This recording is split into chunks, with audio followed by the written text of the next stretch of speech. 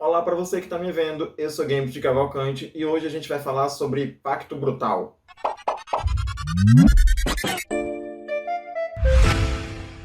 Produzida e dirigida por Tatiana Issa e Guto Barra, a minissérie Pacto Brutal, o assassinato de Daniela Pérez, está disponível na HBO Max e conta em detalhes pelo ponto de vista da mãe da vítima, a Glória Pérez, como é que foi o assassinato e o julgamento dos algozes de Daniela Pérez, o Guilherme de Pádua e a Paula Tomás, que à época eram inclusive casados. O fato ocorreu em 28 de dezembro de 1992.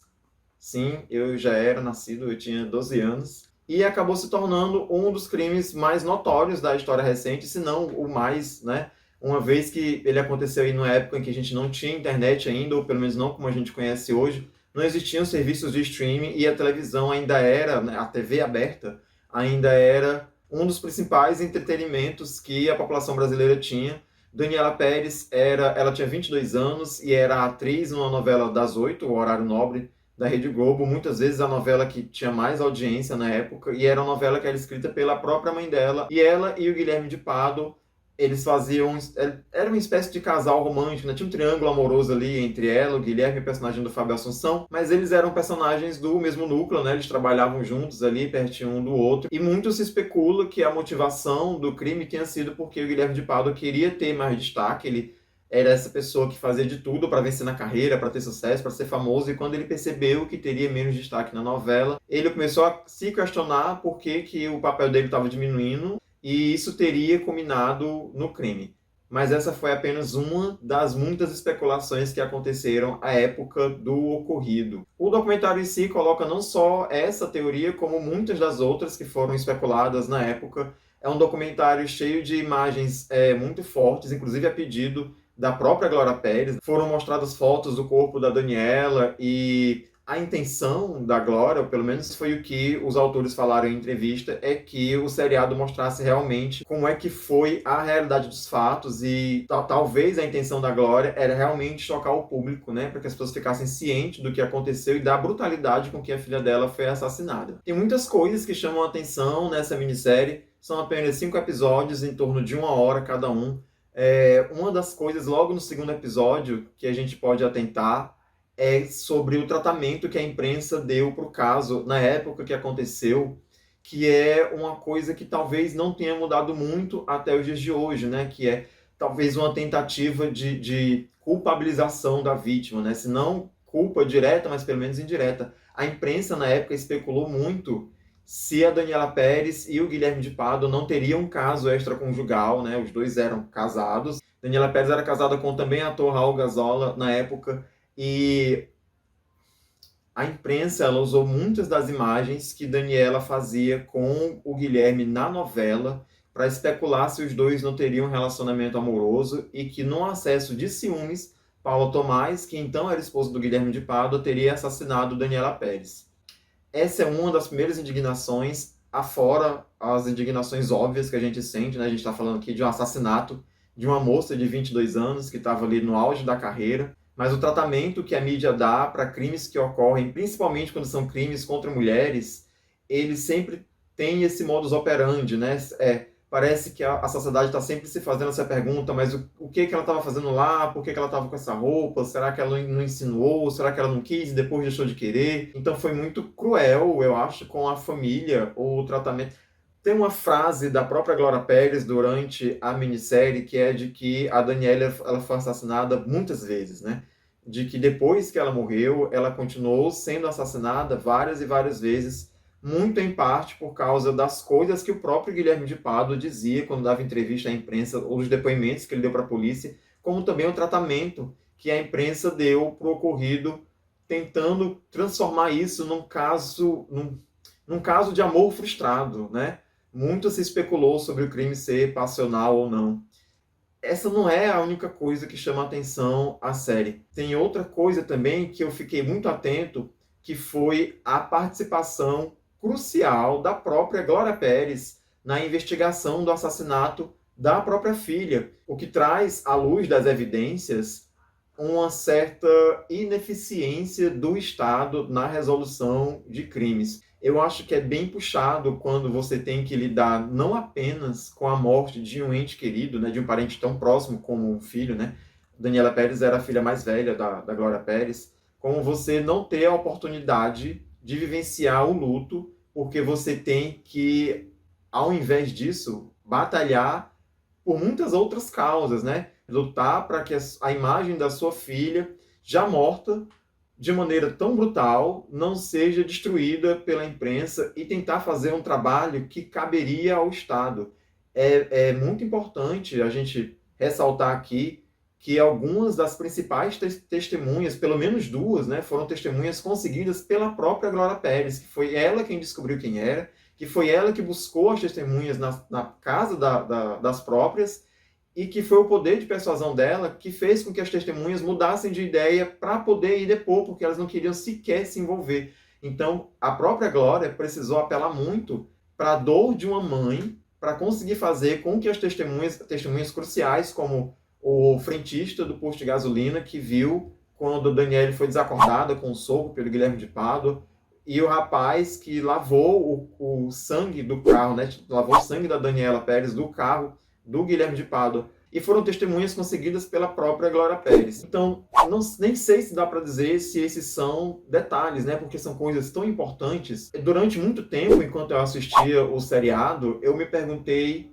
o que acontece quando o Estado falha, né? O que a gente faz, o que a gente precisa fazer, o que a gente pode fazer quando o Estado falha. E a gente está falando aqui de um caso entre muitos, mas que, por ser um caso midiático, por a gente estar falando da morte de uma pessoa da mídia, de um caso que repercutiu muito, porque eram atores de novela, então a gente pensa sobre como o Estado, sobre como a justiça caminha quando casos são notoriamente públicos, e qual desenrolar tem outros casos como esse que não são tão famosos, né? Quantas pessoas são assassinadas que não são pessoas famosas, que não são atrizes ou atores de novela? Quantas mães perdem seus filhos por motivos torpes, como a justiça declarou que foi os motivos de Guilherme de Pádua e Paulo Thomaz para terem assassinado a Daniela? E quantos desses casos não são elucidados pela ineficiência ou por uma, né, pretensa ineficiência do Estado? Eu não estou aqui querendo dizer, né, reforçar que cada pessoa tenha que agir por conta própria para tomar as rédeas e fazer atitudes que deveriam ser do Estado. Mas é muito difícil não reparar que a minissérie demonstra que ela faz a gente pensar nessa ineficiência, né, nessa falha. Guilherme de Pádua e Paulo Thomaz foram julgados 5 anos depois do crime ter acontecido, muito embora já houvessem diversas, assim como essas são palavras do próprio promotor durante a minissérie, já haviam muitas provas que mostravam quem eram os culpados, né? As únicas dúvidas que ainda se tinham na época era como o crime teria acontecido ipsis literis, porque os depoimentos nunca batiam e sempre mudavam, né? Guilherme de Pádua mudou seu depoimento diversas vezes. Ele começou falando que ele era o único culpado, que ele estava fazendo isso para proteger a esposa, e depois de um tempo ele passou a culpar a esposa, e quando a esposa foi presa, passou a culpar o outro, enfim. Eu não sei dizer, juridicamente, o quanto isso atrapalha, o quanto isso atrasa para que um julgamento possa ocorrer, mas é difícil a gente não pensar que existia uma certa morosidade, né? Que demorar 5 anos para que um crime como esse tenha sido julgado, ainda parece, pelo menos para mim, enquanto leigo, né? Enquanto pessoa que não sou da área jurídica, parece um tempo muito longo, né? É prolongar demais o sofrimento da família, que acontece não apenas por isso, né? Mas também por tudo o que cercou o caso da morte da Daniela Pérez, como eu já falei aqui, o tratamento da imprensa, as diversas invasões ao túmulo da atriz, que foi violado algumas vezes, né? O corpo de Daniela teve que ser trocado de lugar pelo menos 2 vezes por causa de invasões e de ameaças, né? Eu só posso imaginar como deve ser difícil para uma mãe, e eu só posso imaginar, eu não tenho filhos, eu não sei como é perder um filho, ou pior ainda, perder um filho de maneira tão brutal, né? Como é que deve ser o sofrimento de uma mãe que, além de saber que a sua filha foi assassinada, ter que passar por todo esse processo.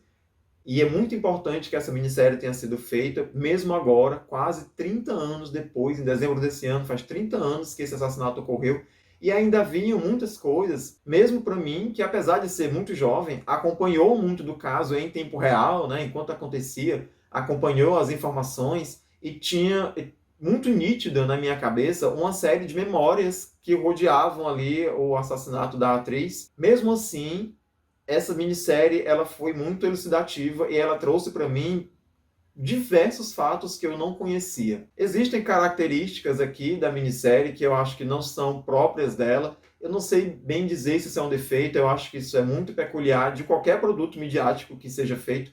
Esses produtos eles precisam atingir um público, né? Eles têm que ser de alguma maneira chocante, então tem uma questão de, não sei bem, assim, de transformar espetacularização, né, do assassinato, assim, transformar as coisas em algo que seja muito, no primeiro momento, que é muito chocante, né, que causa espanto e indignação, e depois que seja uma coisa que cause emoção, comoção, sabe?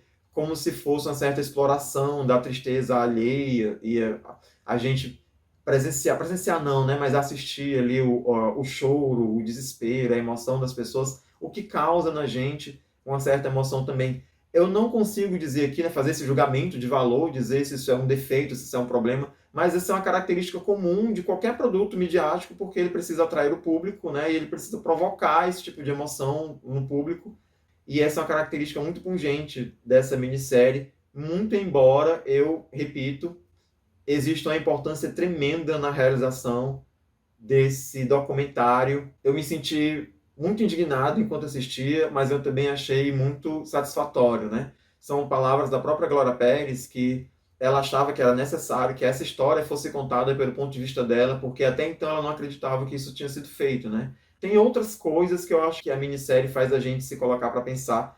A primeira delas é Guilherme de Pádua fez muitas coisas que revelavam um certo cinismo com relação aos fatos. Uma delas foi, no dia seguinte à descoberta do corpo, no dia seguinte ao assassinato, ele ter ligado para Glória Pérez e ter afirmado para ela, numa intenção de consolo, né, de que queria estar do lado do caixão da Daniela Pérez. É de muito cinismo que isso tenha acontecido.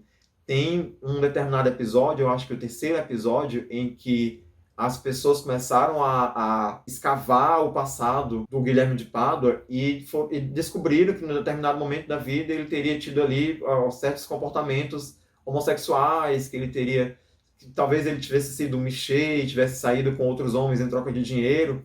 E é muito perturbador, principalmente para mim, que sou uma pessoa LGBT, ter ouvido ele falar numa entrevista que as pessoas estão tentando denegrir a imagem de um assassino confesso, né? Ele coloca nessas palavras: eu, um assassino confesso, ser comparado, ser colocado como homossexual. Como quem diz assim, que quem comete um assassinato é uma pessoa tão máscula, né? De uma virilidade tão proeminente, que jamais ele seria um homossexual. E enquanto ele fala isso, eu, como pessoa homossexual, você já se sente indignado e poucos minutos depois a própria Glória Pérez coloca em palavras ali no documentário aquilo que a gente está sentindo quando está assistindo, né? Ela fala que na pele de um assassino, confesso, ele está confortável, ele está muito bem na pele de um assassino. O que o incomoda é ser comparado a um homossexual, né? É ser atribuído a ele uma certa homossexualidade. Isso é muito chocante, sabe? São palavras que são muito pesadas de serem ditas. Muito porque eu já cheguei a ouvir de pessoas próximas que uma mãe jamais aceitaria um filho homossexual porque para ela é a mesma coisa que ter um filho criminoso na cadeia. Então é muito chocante você saber que tem pessoas que pensam que preferiam ter filhos criminosos, presos ou mortos do que ter um filho homossexual. E que ouvir isso de uma pessoa que cometeu um assassinato, né, uma pessoa que se sente bem enquanto assassino, mas se sente mal enquanto homossexual, é algo muito duro de se ouvir. E esse cinismo, ele parte não apenas do Guilherme de Pádua, mas da própria Paula Tomás, que, vejam só você, né, após cumprir a sua pena, vale lembrar que eles foram condenados, os dois foram condenados, na verdade os dois não, né? Guilherme de Pádua foi condenado a 19 anos de prisão e Paula Tomás foi condenada a 18 anos e 6 meses, porque ela teve um atenuante por ser ainda menor de 21 anos quando o crime aconteceu. Os dois cumpriram apenas um terço da prisão. Guilherme de Pádua hoje é pastor de uma igreja evangélica e Paulo Tomás, e era nesse ponto que eu queria chegar, Ela hoje é advogada, na verdade ela é bacharel em Direito, eu não sei se ela é advogada, porque ela não tem carteira de OAB, então acho que ela é apenas bacharel. Mas esse não é o fato importante. O fato mais importante é que ela não só quis se formar em Direito, como ela foi fazer faculdade onde ensinava o promotor de justiça que conduziu o caso, né, contra a própria Paula, e ela trocou de turno para poder se tornar aluna desse promotor, e ao final da cadeira ela ainda foi lá conversar com ele e foi agradecer a ele dizendo que tinha aprendido muito com ele. Então, se isso não são traços de psicopatia, eu realmente não sei dizer mais o que é. É muito interessante perceber esse comportamento. Se essa minissérie tem várias funções sociais, né, as quais podem ser atribuídas a elas, eu acho que uma delas é essa, é a gente pensar seriamente sobre quem são as pessoas a quem a gente dá palco, quem é que a gente torna famoso. Enfim, eu recomendo bastante que vocês assistam a série. É um pouco chocante, tira as crianças da sala, né? São depoimentos muito duros, são depoimentos muito tristes, são imagens muito fortes, inclusive imagens do corpo da Daniela assassinada ainda no local do crime. E apesar de ser um processo difícil de levar, ainda assim é algo muito interessante de se assistir. Eu não vou me prolongar muito mais, eu vou ficando por aqui. Não esqueçam de deixar seu like aqui no vídeo se vocês gostaram da nossa conversa. Não esqueçam de dizer para mim o que vocês acharam da minissérie. Vamos trocar uma ideia, né? Saber como é que a gente se relaciona com esse tipo de acontecimento e como é que isso chega na gente, né? Como é que a gente recebe esse tipo de informação da mídia aqui do nosso país. Eu vou ficando por aqui. A gente se vê no próximo vídeo.